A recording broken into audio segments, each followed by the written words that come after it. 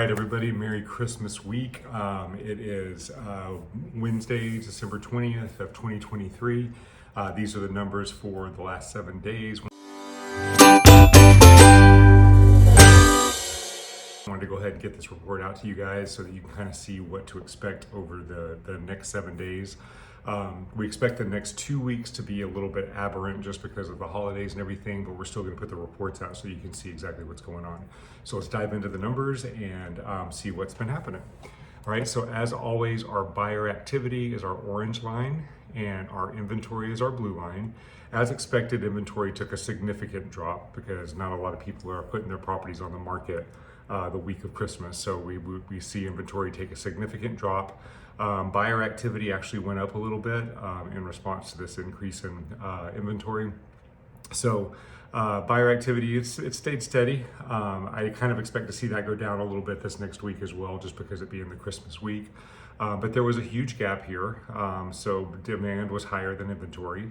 So when demand is higher than supply, then what that does is that puts us into a seller's market. So we took a spike up into the seller's market. So what we're looking at here is you can see week over week, it's up, down, kind of like that. But you can see the trend is right here. You can see that we're trending upward back into that strong seller's market. This is what we did last year. Again, this week right here was right around New Year's, and then we shot right up into the seller's market. This week right around here was New Year's, and then buyer activity just shot up. And this last year when buyer activity shot up after the new year, that was with the interest rates still being high, or I can't remember if they were going up at that point, but they were still high interest rates. I think they were still increasing at that point. And buyer activity still increased, and we had a huge demand over supply.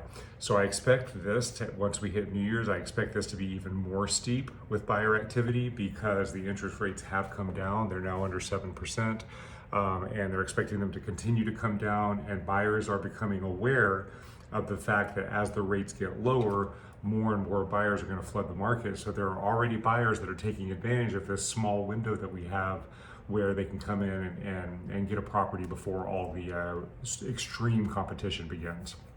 All right, so we are entering into a great time to sell a property because those interest rates are coming down, so the demand is going to be there.